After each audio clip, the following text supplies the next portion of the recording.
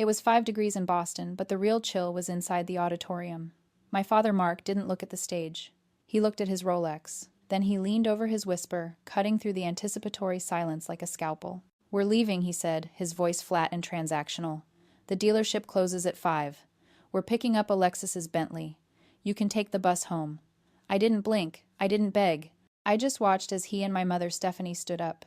They turned their backs on me exactly 10 seconds before the dean called my name. The seats beside me weren't just empty. They were a statement. Before I tell you how I made them regret that walkout for the rest of their lives, drop a comment and let me know where you're listening from and what time it is for you right now. I'd love to know who's part of our community. I watched the heavy oak doors swing shut behind them, sealing off the auditorium from the lobby. The draft that followed them out wasn't just cold air. It was the final exhalation of a dying contract. Most daughters would have crumbled. They would have stared at the empty seats with tears blurring their vision, wondering why they weren't enough. But I didn't feel hollow. I felt efficient. For 22 years, I had been an asset they refused to appraise correctly, a line item they marked as a loss. Now they had voluntarily divested. I reached into the pocket of my gown and pulled out my phone. I wasn't checking for an apology text. I was checking the market close. The notification was right there at the top of the screen. The acquisition of Logistech, the artificial intelligence supply chain company I had built from a bus stop bench, had just been finalized. The valuation was confirmed. $1.2 billion. I stared at the number. It was clean. It was factual. It was the only validation I required.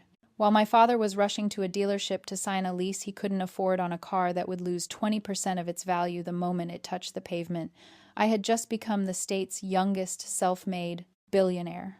The irony was so mathematically perfect it almost made me smile. On stage, the dean cleared his throat. He didn't read the next name on the list. Instead, he stepped away from the podium and adjusted the microphone, a break in protocol that silenced the restless crowd. "Ladies and gentlemen," he said, his voice booming with a gravity that echoed off the high ceilings. "We have a deviation from the program today. Usually we celebrate potential. Today we are celebrating realized history." He scanned the crowd, looking for me. I didn't wave. I just sat there, my hands folded over my phone. Among us today is a student who, while maintaining a 4.0 GPA, quietly architected the software that now powers 60% of global shipping logistics. It is my distinct honor to announce that this university's youngest graduate is also its first self-made billionaire alumni. The silence held for a heartbeat, and then it shattered. The auditorium erupted. Heads turned. People stood up. The applause was a physical wave crashing over the rows of seats. It was a roar of recognition, of awe. And just 50 feet away on the other side of those thick oak doors, my parents were walking through the parking lot complaining about the wind, completely oblivious that they were walking away from the sun. They missed the thunder. They missed the history. They chose the Bentley. The distance to the stage was only 50 yards, yet it felt like crossing a border between two warring nations. I moved with the steady hydraulic precision of the machines I coded. When I reached the center, the dean handed me my diploma. He held onto it for a second longer than necessary, smiling as if he wanted to share in the glory. I took it gently but firmly. To me, this piece of paper wasn't a ticket to the future. It was a receipt. It was proof of a transaction completed. I had fulfilled my obligation to be the good student, the quiet daughter, the invisible worker. Descending the stairs, the applause still ringing in my ears, the only sound I focused on was the internal click of a lock engaging. I stopped just before returning to my seat. I pulled my phone out one last time. I opened my contacts list. There they were. Mark, Stephanie, names that used to mean safety, now just labels on expired files. I didn't hesitate. Nostalgia is an inefficiency I cannot afford. I pressed edit. I scrolled to the bottom. I hit delete contact. Then I did it again. It took 3 seconds to erase them from my digital life. It would take them a lifetime to realize they had been deleted from my real one. The ledger was opening, and for the first time in my life, I was the one holding the pen. The question everyone asks is, how? How do you hide a company valued at $1.2 billion while living in your parents' guest bedroom? How do you build an empire under the nose of a father who checks the mileage on his car every night? The answer is simple. You use their own arrogance as a cloaking device. For 4 years, I was a ghost in my own life. While Alexis was being paraded around country clubs and tennis courts accumulating trophies for participation, I was living in the gray space between the hours of 4 a.m. and midnight. My office wasn't a garage in Silicon Valley. It was the back row of the number 66 bus.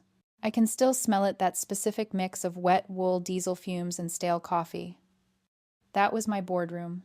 While my classmates were sleeping off hangovers, I was up before the sun, shivering at a stop that didn't have a shelter, waiting for the transport that my parents refused to provide. I had a refurbished laptop that weighed 8 pounds and had a battery life of 40 minutes. I used every single one of them. While the bus crawled through traffic, I wasn't scrolling social media. I was writing code. I was optimizing shipping routes for freight companies in Singapore and Rotterdam. By the time I walked into my first lecture, I had already overseen the movement of 10,000 shipping containers across the Atlantic. But here is where the psychology gets interesting. You would think my parents would notice. You would think they'd see the dark circles under my eyes, the way I was constantly typing, the way I started wearing cashmere instead of polyester. But they didn't. There is a concept in psychology called cognitive dissonance. It describes the mental stress people feel when they encounter information that contradicts their existing beliefs. To protect themselves, their brains simply delete the contradictory data. My parents had a story they needed to believe. Alexis was the star and Savannah was the cautionary tale. That narrative was the load-bearing wall of their egos. If I was successful, then their neglect wasn't just cruel, it was stupid. And my father could not tolerate feeling stupid. So he hallucinated a reality that fit his ego. When I came home at 11 p.m., exhausted from closing a deal with a logistics giant in Germany, he didn't see a CEO. He saw a struggling student. "Still trying to pass basic economics, Savannah?" he would ask, barely looking up from his iPad. "Maybe if you were smarter, you wouldn't have to study so hard." I never corrected him. I learned early on that my invisibility wasn't a curse. It was a superpower. It was the ultimate security clearance. If they knew what I was building, they would have tried to control it. They would have demanded equity. They would have drained my accounts to buy Alexis a pony or a condo or a Bentley. Their indifference was my firewall. I bought nice things, but I kept them subtle. I bought a $3,000 blazer, but because I was the one wearing it, my mother assumed it was from a thrift store. "At least you're trying to look presentable," she sniffed, touching the fabric without realizing she was touching Italian silk. "Maybe you'll find a husband who can support you, since this career thing clearly isn't working out." I just nodded. I let them paint me as the failure. I let them pity me. Every time they mocked my little computer games, I felt another layer of protection hardening around my assets. I wasn't hiding the truth. It was right there in front of them. They just lacked the clearance to see it. They thought they were starving me of attention, but really they were giving me exactly what I needed: the silence to work. The view from the 45th floor of the Seaport Tower cost $12 million. It was a panorama of steel glass and the dark Atlantic water. It was quiet here. There were no drafts, no slamming doors, no passive-aggressive comments about electricity bills. I stood by the floor-to-ceiling window, watching the city wake up, holding a cup of coffee that I hadn't made in a panic. My phone buzzed on the marble island. It was a notification from Instagram. My mother had just posted. I opened it, not out of masochism, but out of habit, like checking the weather in a city you used to live in. The photo was high definition. It showed Alexis leaning against the hood of the Bentley Continental GT. The car was a pearl-white monstrosity gleaming in the driveway of a house they had mortgaged to the hilt. Alexis was wearing sunglasses she couldn't afford and a smile that said she had never worked a day in her life. The caption read, "For the daughter who deserves the world. Proud of our girl." I didn't feel a sting. I felt a sense of clinical detachment.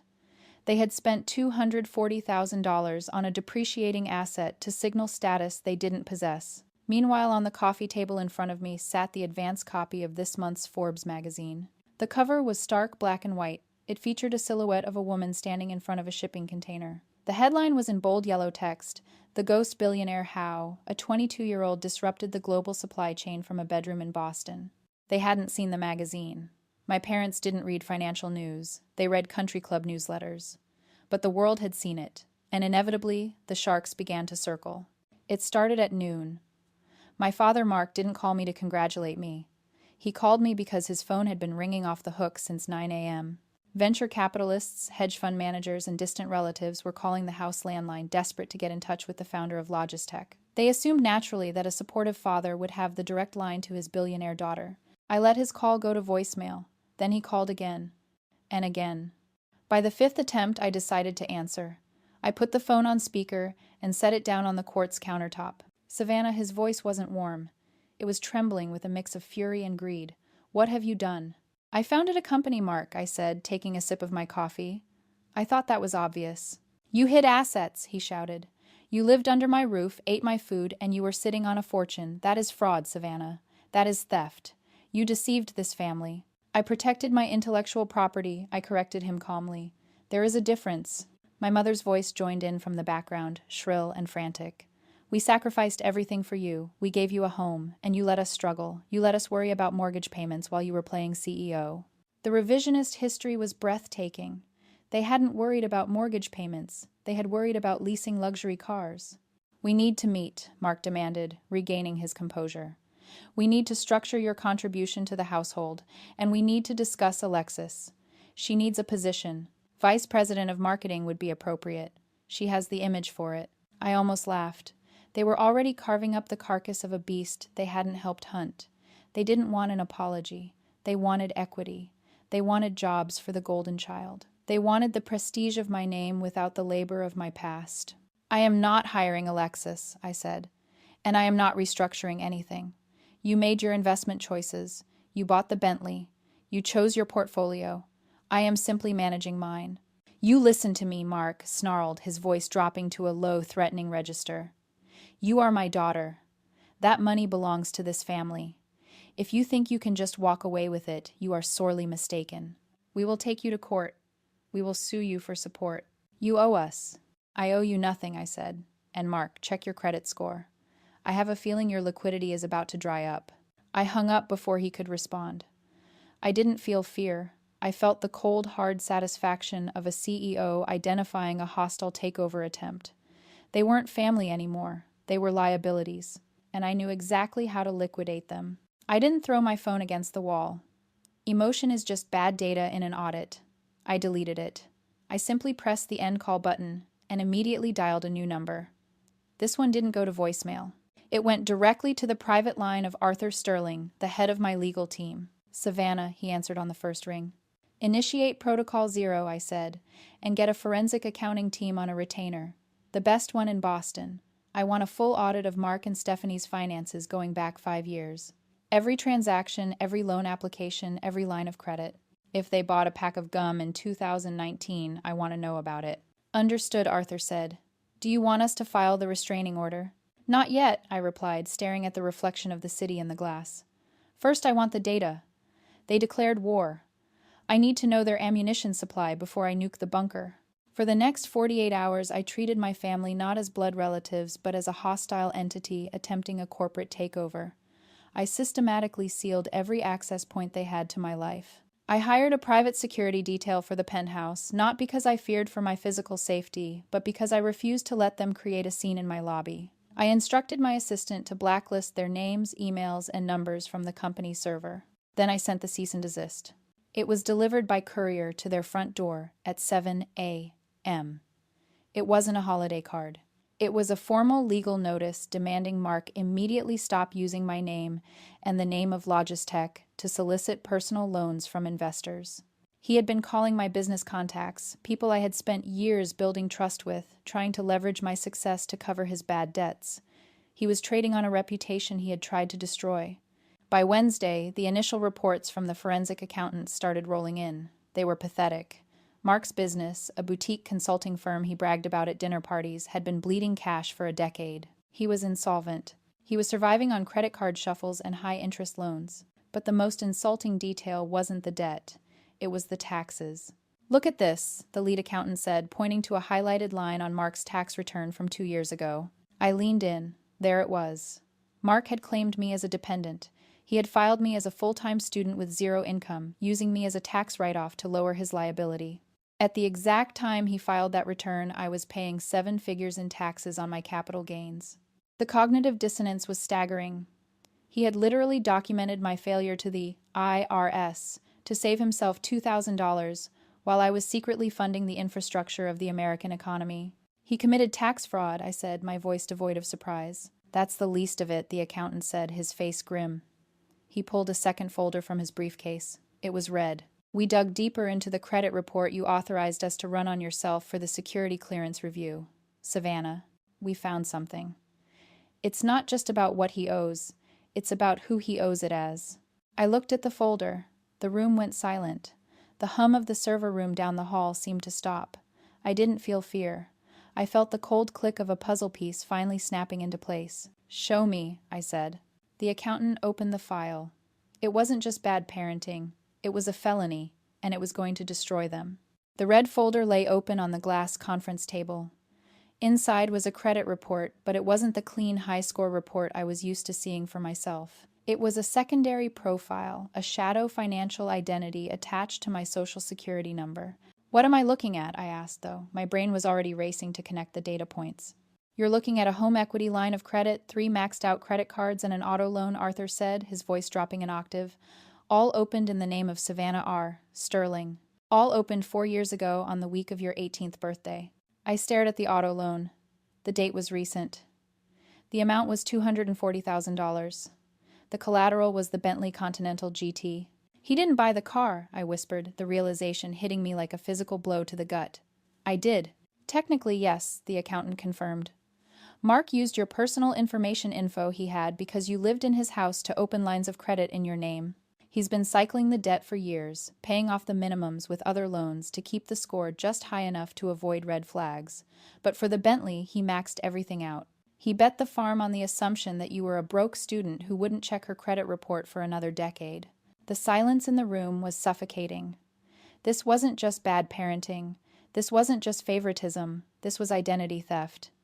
It was a federal crime. My father hadn't just ignored me. He had harvested me. He had looked at his 18-year-old daughter not as a person with a future, but as a fresh credit score to be cannibalized to feed his golden child's ego. "He stole my identity to buy Alexis a toy," I said, the words tasting like ash. "He risked my entire future so she could look rich in a parking lot." "It gets worse," Arthur said, sliding a notification across the table. "Because of this massive spike in unsecured debt and the irregularity of the loans, your security clearance for the new government logistics contracts has been flagged for review. If this fraud isn't resolved immediately, and I mean criminal charges resolved, Logistech loses the Defense Department contract. That's a $400 million loss." I stood up and walked to the window. The city of Boston looked different now. It wasn't just a landscape of opportunity, it was a battlefield. My parents weren't just toxic relatives. I could cut off with a therapy session and a blocked number. They were an active threat to national security logistics. They were enemies of the state. And more personally, they were parasites who had tried to kill the host. I thought about Mark's arrogance on the phone. "You owe us." He truly believed that. He believed he was entitled to consume my life, to fuel Alexis's. He had looked at me shivering at a bus stop and thought, "She doesn't need a car. She needs to be the collateral for one." "Savannah," Arthur asked gently, "how do you want to proceed? We can go to the FBI right now. He'll be in handcuffs by dinner." I turned back to the room. My face was dry. My heart was a glacier. "No," I said. "Handcuffs are too easy. If he goes to jail now, he becomes a martyr. He'll cry to the family that he made a mistake trying to provide. I don't want him to be a victim. I want him to be an employee who just got fired." I picked up the red folder. "Set up a meeting," I commanded. "Tell them I'm ready to negotiate. Tell them I'm ready to sign a settlement. Make them think they won. I want them in this boardroom tomorrow morning at 9 a.m. And Arthur, have the notary ready." "What are you going to do?" Arthur asked. "I'm going to balance the ledger," I said, permanently. They arrived at 9 a.m. sharp. Mark wore his best suit, the one he saved for closings he never landed. Stephanie was in Chanel, likely charged to a card in my name. Alexis trailed behind them, looking bored but expectant, like she was waiting for a table at a trendy brunch spot. They walked into the lobby of Logistech with the swagger of people who thought they had just won the lottery.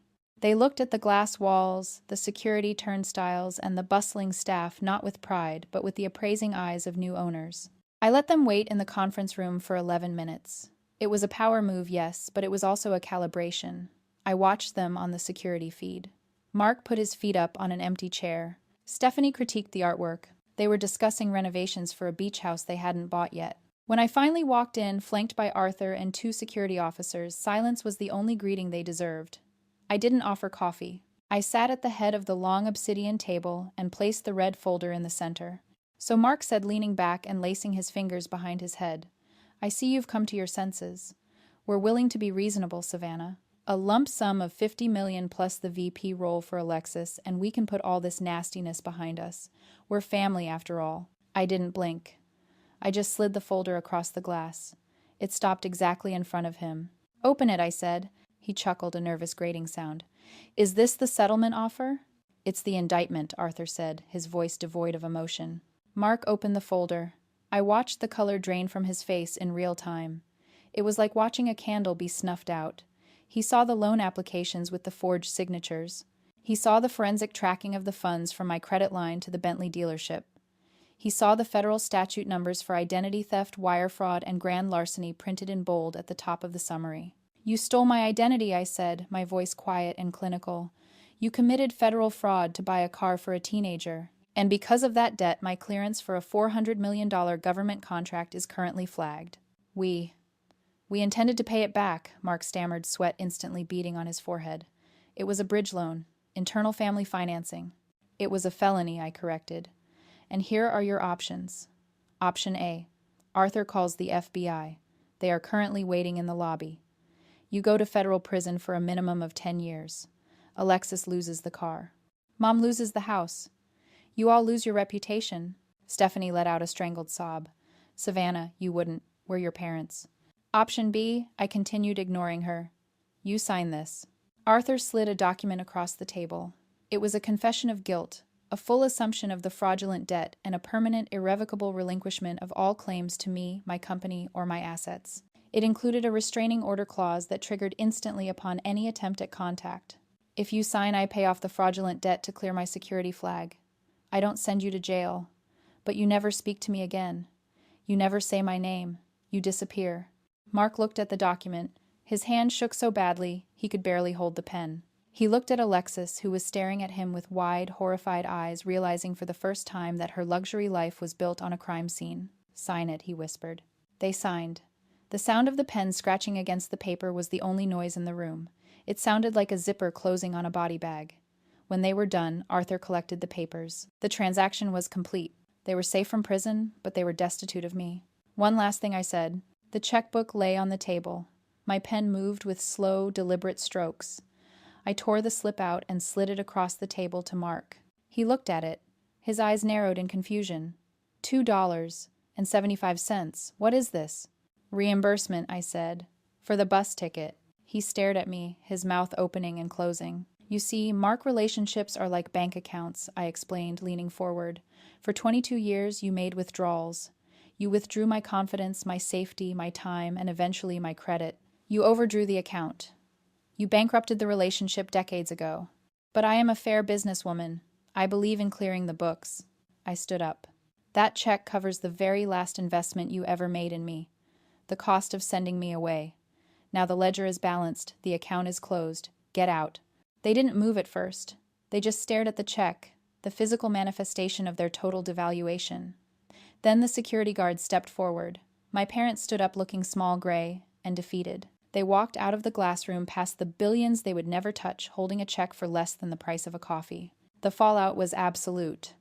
Within 24 hours, the Bentley was repossessed, not by me, but by the dealership, once the fraudulent loan was exposed and canceled.